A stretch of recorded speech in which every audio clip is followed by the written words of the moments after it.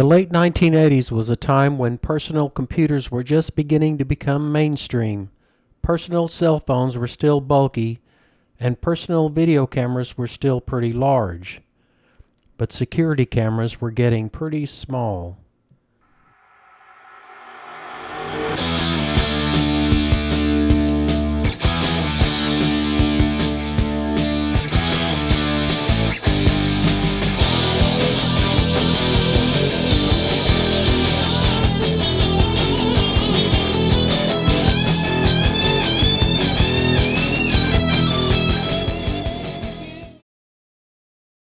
Back then, I wasn't someone likely to be flying a radio-controlled airplane.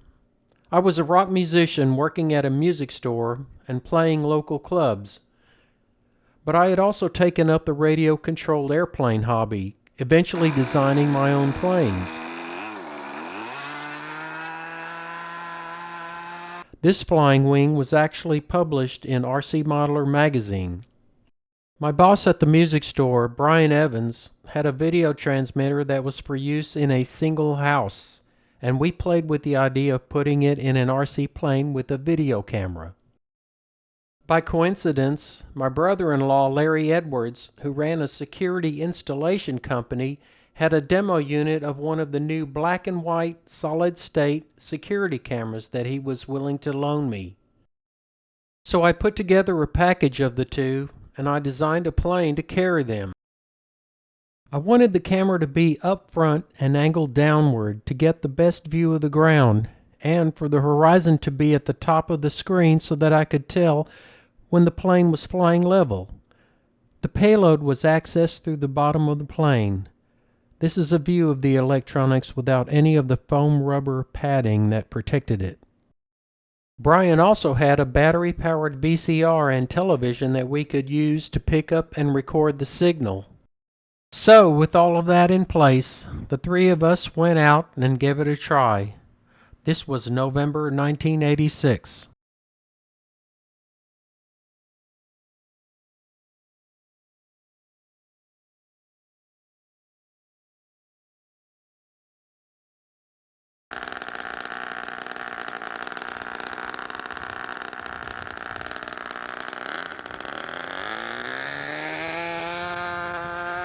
The picture looked pretty good on the ground, but the picture in the air was pretty spotty.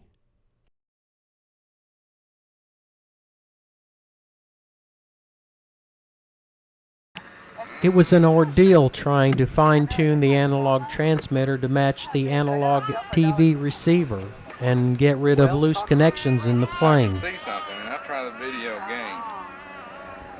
You did something to it, the brightness and all. Eventually, Brian put together a high-gain receiving antenna to try to increase the range.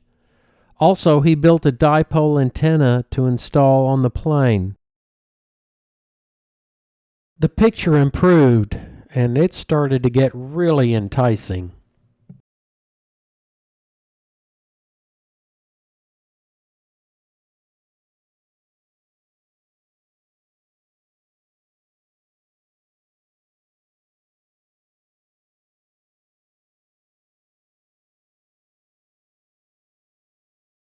Tuning the analog electronics was a constant problem.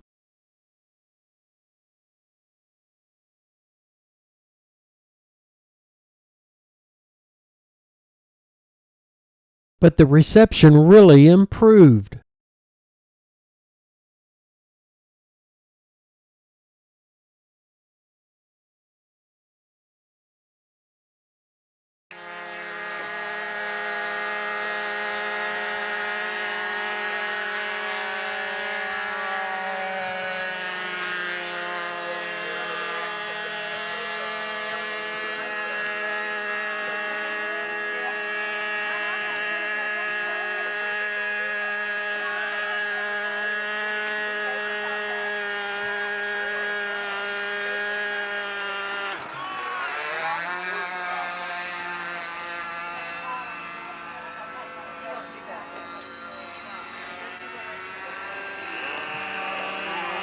Unfortunately, one of the first exciting videos was of a crash.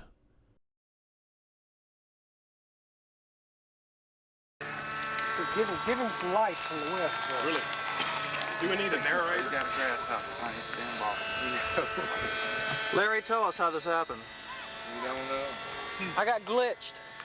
Glitched? Yeah. Elevator fluttered. As bad as it looks, I rebuilt it and it flew once again. As I started to try to fly by watching the TV, I noticed that some interference was spoiling the video recording. Notice the herringbone pattern on this scene. My RC transmitter was getting into the battery-powered VCR. This is an example of the interference disappearing when I cut off the RC transmitter. So we moved the TV antenna away from the monitor. Right after that, Brian built a simple microphone amplifier to allow us to have audio of the engine during the flight. I was impressed with that and wanted to be able to do that myself. As corny as it might sound, this would be a turning point in my life. I started reading up on electronics. I also started getting used to flying by watching the TV.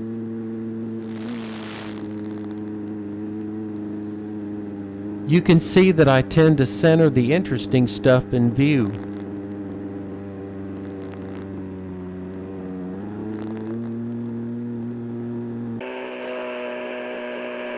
All the time the video range was getting better, and I started to get some real interesting views.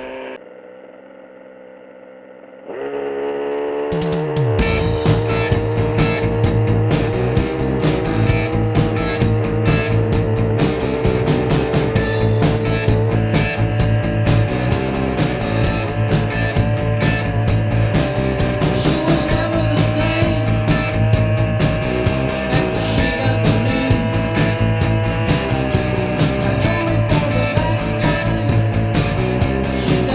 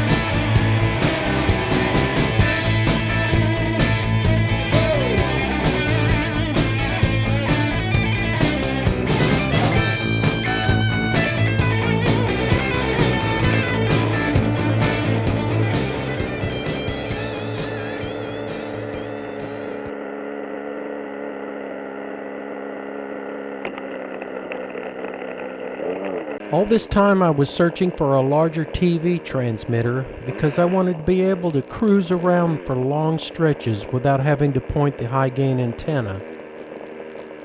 That's when I discovered that the amateur radio community had a television group who were using 1-watt transmitters. I had to have one of those.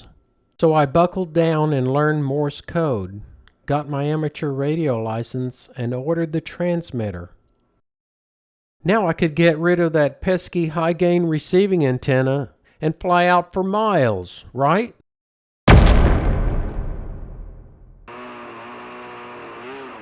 The strong TV transmitter affected the radio control reception, as well as the auto iris on the camera. From here on, it was a long series of trials to find the balancing point between TV strength and radio control range. I gradually got greater range, but as I was flying out to 1 mile, the plane ran out of fuel.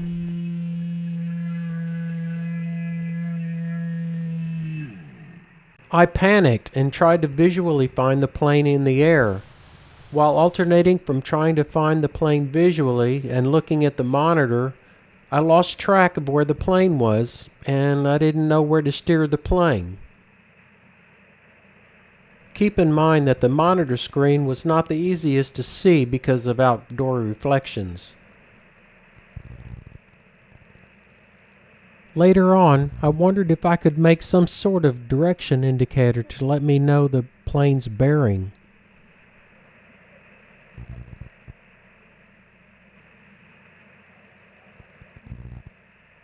At this point, I was just trying to bring the plane down as best as I could.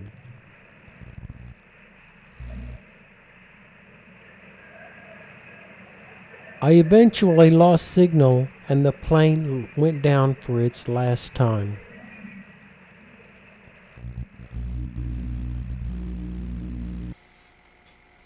So I built a second plane, this time having its engine above the fuselage, which allowed more area for payload. I was also lucky enough for my brother-in-law to loan me his CCD color camera that he had for a demo unit. The TV system had a 80 milliwatt transmitter with a custom lightweight enclosure that I made. I also built an external radio control antenna to attach to my RC transmitter to get better range. Here is an early video that I made that shows it all. This is my RC video plane. I've designed it specially to fit the camera and transmitter. It's powered by a K&B 61, has a 7-foot wingspan, and weighs about 13 pounds.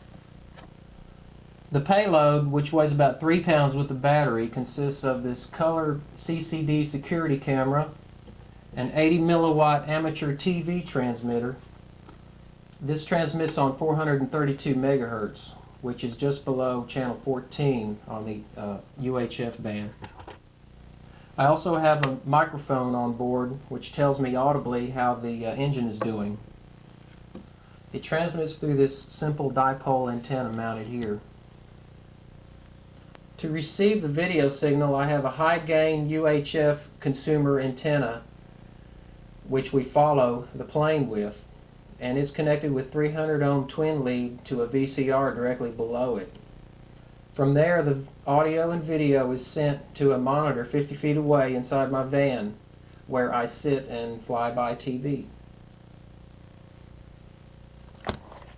I've modified my RC transmitter to accept coax. It's connected to a horizontal dipole antenna, which I mount above my van. That way I can switch between the existing antenna and the external antenna, and I won't have to worry about the reception being blanketed by the van when I'm sitting inside. By now, I was flying close to home in Houston. This was a field in southwest Houston, 1 mile from where I live.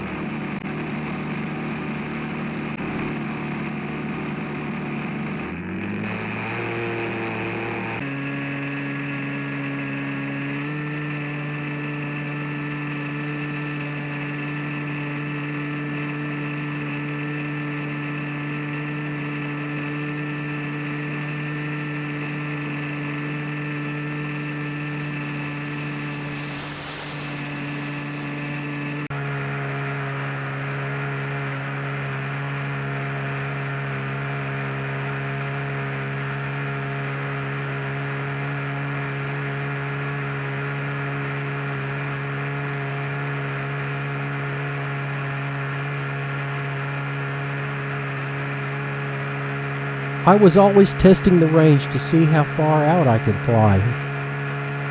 For long-range tests, I used the orientation of the plane to test the television range. When the plane was level, the TV reception was at its best, but when the plane banked in a turn, the reception was not as strong. As I flew farther out and circled, the television signal would eventually produce snow in the picture. That way I could tell that the TV reception was near its limit.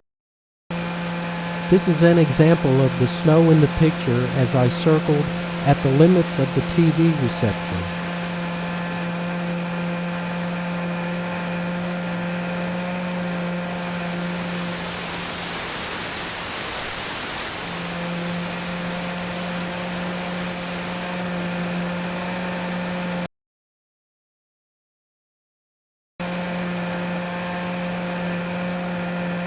Of course, I had to show off at some of the local RC fields.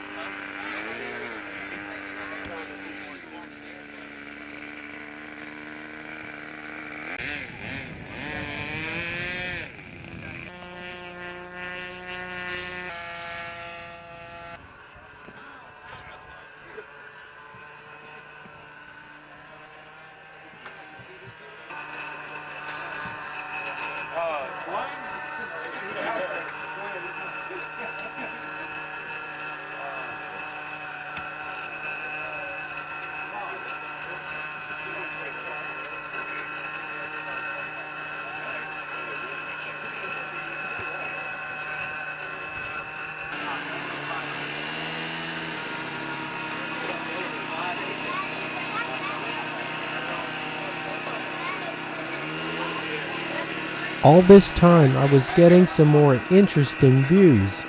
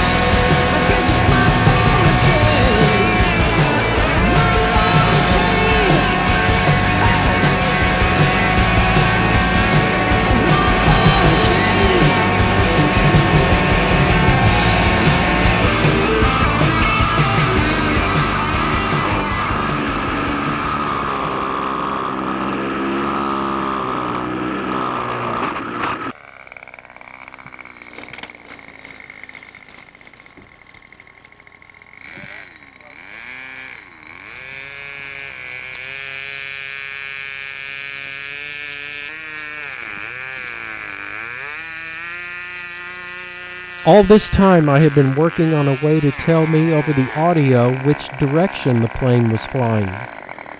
With my very basic knowledge of logic circuits and information gained from reading electronics magazines, I designed a talking compass that used one of the new speech processors. This is a video letter that I made to Forrest Mims at the time. Hello, Forrest. I wanted to add a little bit to that video and show you what I've been doing recently. Most of the work has been to get the correct balance between operating all the components in proximity to each other, because they do interfere with each other, and I've been able to balance it all out and get a workable unit.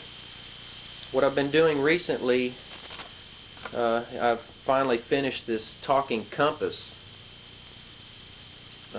It uses a Radio Shack flux gate compass, which I've taken two voltages off of, the X and Y voltages, fed them into some window comparators and NOR gate, which assigns highs to each of the four directions, and it goes into a, I've given them a binary code on each of those directions, send it over to the speech processor, which has a couple of ROM chips, and it comes out of an amplifier, and I've got a speaker connected now, although on the plane I run it directly into the line input.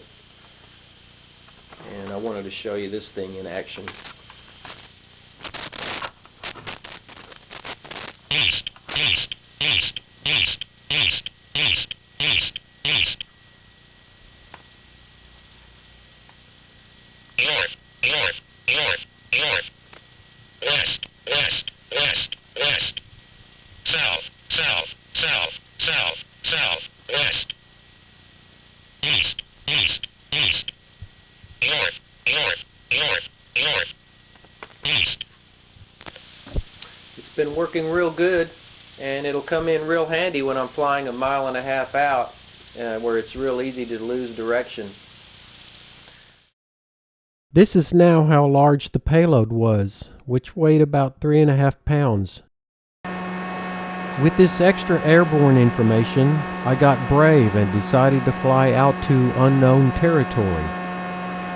But this would bring up another problem I didn't expect.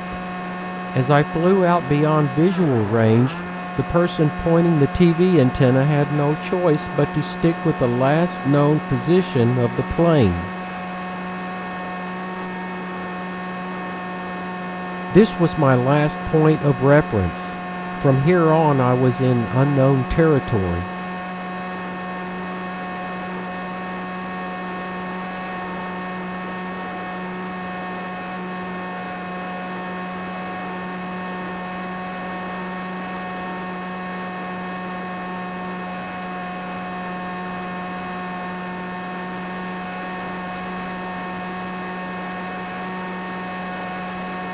At this point, I was still okay, but as I flew around to different areas, and with the wind drift shifting the position of the plane, the TV antenna was no longer pointed at the plane.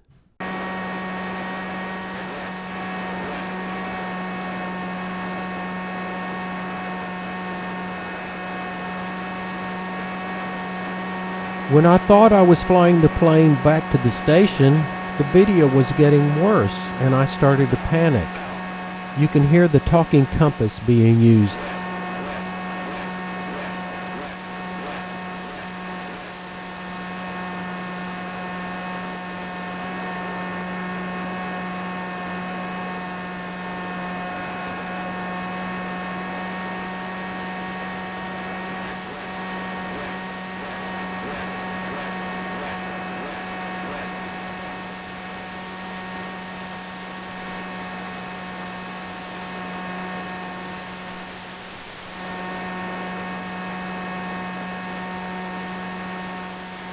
By now, I was pretty much lost.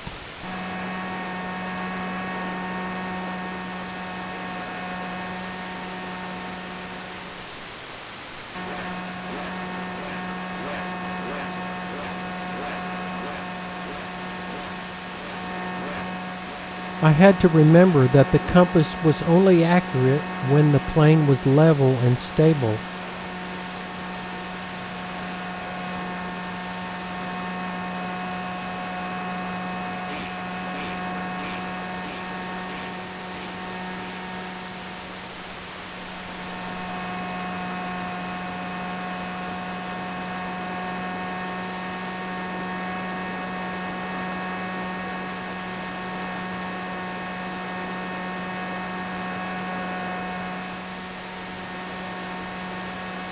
I circled around as I tried to figure out what to do.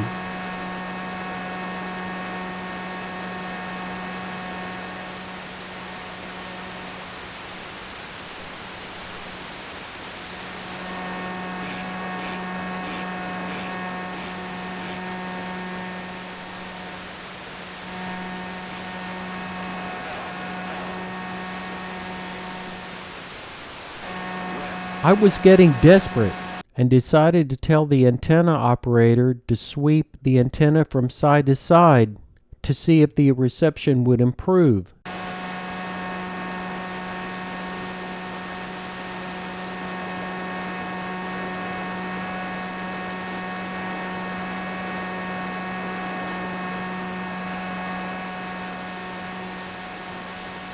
Once it cleared up, the antenna direction told me where the plane was, and knowing the talking compass information, I was able to steer the plane back to the station.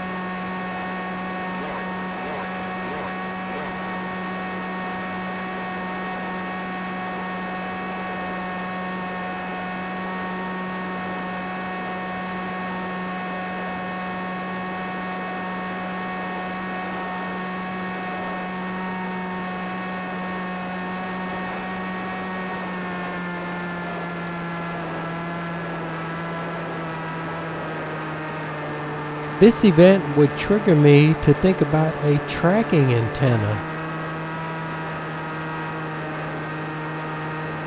By now, black and white cameras were becoming smaller, about the size of a pack of cards, and I decided to use one of them to get a side view from the plane.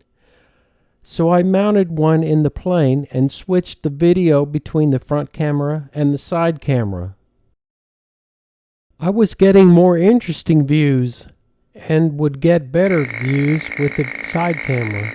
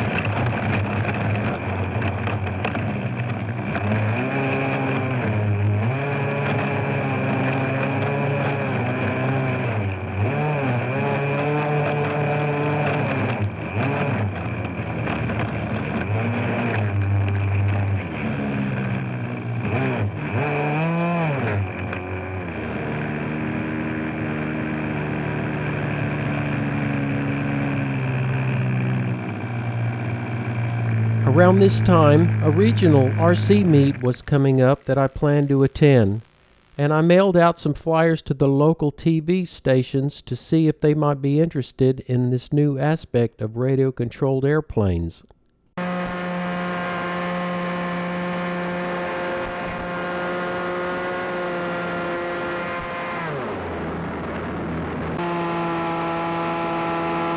Most of the videos I got were pretty routine, but I got brave and flew over a nearby skeet shoot range and flew pretty low.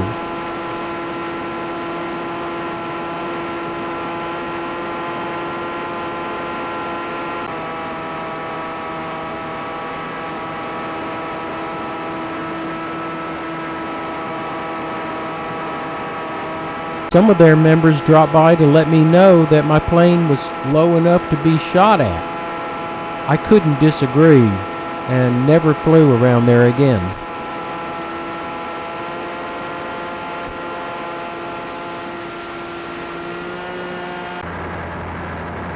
One of the TV stations actually showed up, and I got on the evening news. Well, as Channel 2 News Weekend continues, we'll take you to a mini air show in Houston. It looks like the real thing. Hey, if you ever want to know more about how an airplane flies, go to a model plane meet someday. This weekend, the planes were flying at SCOBIE Field in West Houston. Perhaps the biggest hit of this year's model airplane rally is a custom-made plane with a small TV camera in the nose. It was just something I dreamed up, and when a couple of people I knew came up with the pieces to put it together, I borrowed them and built a plane to put them in. Transmitter and TV we borrowed from my brother-in-law and my boss. Larry's going to fly for a few seconds and then land. Planes flying here today. And now back to the flying TV camera. That's the airstrip straight ahead. Larry's at the controls as everyone huddles around his small TV. And the captain has turned on the seatbelt warning sign. We're going in for a landing. Oh, they made it. Model airplane flying has become real popular. More than 2,500 clubs all over the country. And you said Earlier, I had written an article for an amateur TV magazine, and it got published shortly after this meet. A few months later, a separate article I wrote got published in a radio control magazine. As I mentioned earlier, I had a horizontal radio control antenna. You can just make it out in this scene.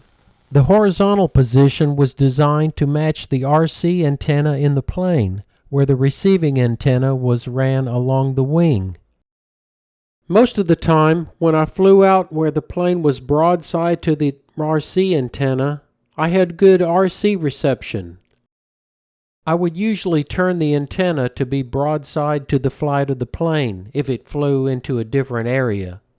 But one day, I was cruising around the area and forgot that the antennas were not matching up. In fact, they were in the worst possible orientation. I lost the RC signal and the plane went down, destroying it. Unfortunately, I don't have that video. So I built a new plane, pretty much a copy of the previous plane. Still trying to eliminate RC interference from the TV transmitter, I tried shielding the RC receiver with a small metal box of its own. Unfortunately, this would not get the results I was looking for.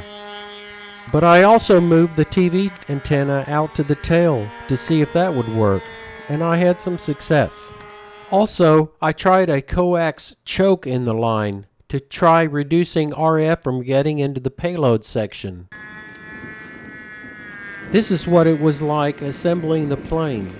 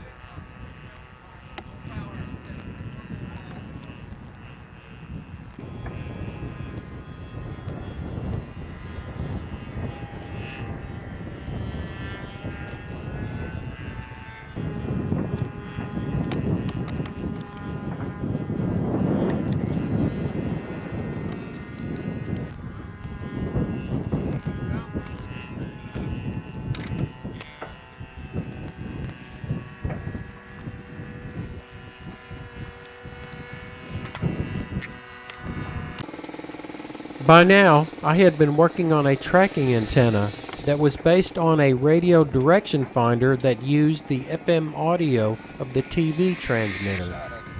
It controlled a Radio Shack antenna rotator to move an antenna stack that had both RC transmitter antenna and the receiving antenna. It moved the antenna stack in the direction of the plane automatically.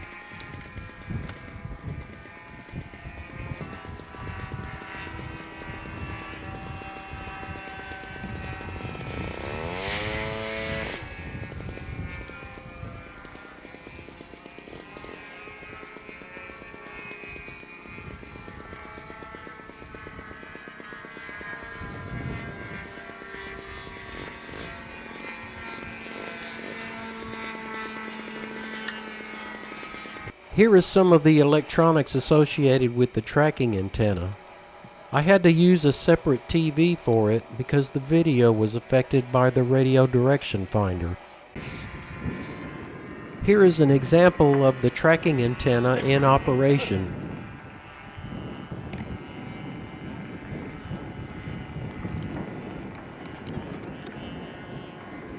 I had some success with it, but in the end, it was not as dependable as I'd hoped. Around this time, I started to use a vertical whip antenna for radio control on the plane, with its corresponding vertical transmitting antenna, hoping to get rid of having to orient the RC antenna all the time. I was worried about the whip antenna getting into the propeller, but never had that problem. With this new setup, I decided to just point the TV antenna up to an area I wanted to cover and aim for the clouds.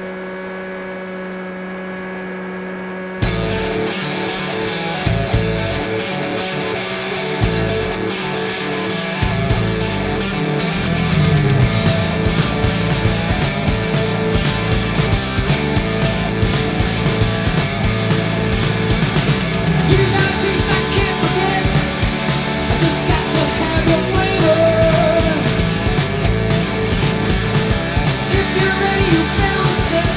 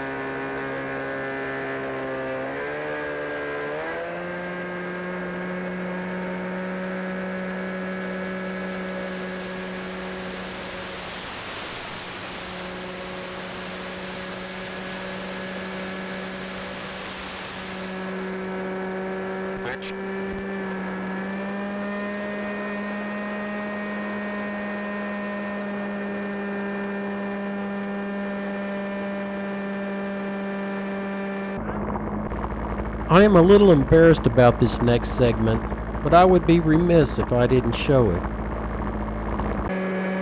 While trying out different combinations of TV transmitter and receiving antennas, storm clouds began to move in, and I wanted to fly up close to them. The plane suddenly bucked upwards. Maybe it was turbulence, or maybe it was well-used rubber bands, or maybe a combination of the two. But later I would conclude that the rubber bands holding the plane had released its hold and allowed the wing to flip upwards. The plane took a dive, and then the wing separated. The body took a dive to the ground like a bomb, and the wing fluttered away. I was able to recover the wing, but even after many days of searching, I never found where the body crashed. 4 months later, I had a new plane, based on the original dual-tail design because the electronics were becoming steadily smaller. Since the color camera was gone, I had to resort to using the cheaper black and white camera that I had used as a side camera. I continued to use the vertical RC antenna and the TV transmitting antenna in the tail. The area was becoming very familiar to me by now, and I decided to try and see how far out I could fly by just pointing the TV antenna in the general direction that I'd fly. The range was more dependent on RC range now instead of TV range. This is a flight where I would reach almost 3 miles out. I cut out all the times that I circled while testing the RC reception. Remember that when in a bank, the antenna didn't have the best reception.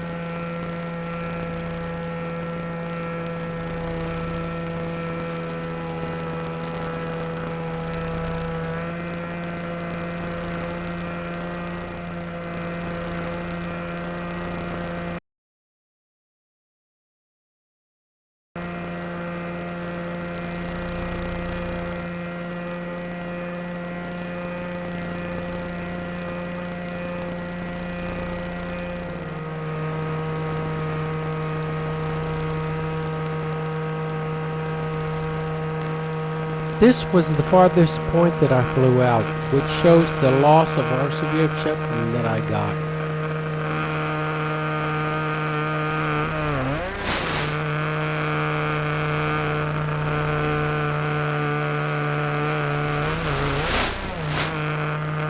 From here on, I had to fly back.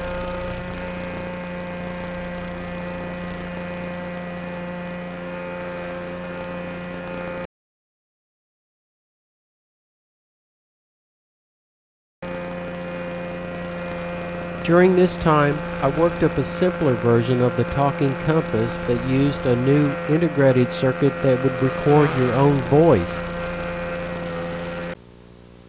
North, north, north, north, north, northeast, northeast, east, east. The compass North. sensor was too susceptible to Northeast. vibration, North. but this didn't stop me from developing it into a handheld talking compass that was published in Popular Electronics magazine in November 1992.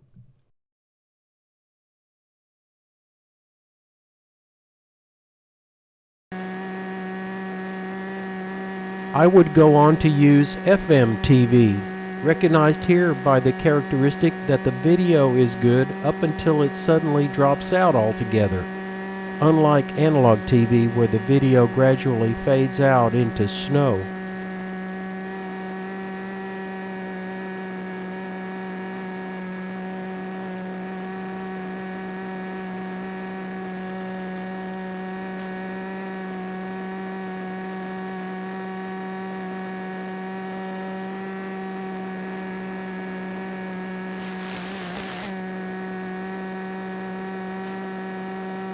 I was starting to dream of having a headset to view the RPV video, even searching for surplus video camera monitors that I might cobble together with the right optics.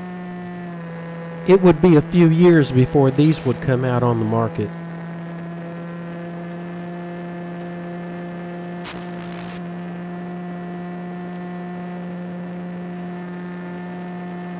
In 1994, I decided to get formal training in electronics and started to go to school. And in 1996, I got my 2-year electronics degree. This allowed me to get out of the music business and start working as an electronics technician. I continued going to night school, which pretty much put a stop to my experiments in RPV. And in 2005, I got my electrical engineering degree. It is interesting to look back at my flying areas and see what Google Maps shows today.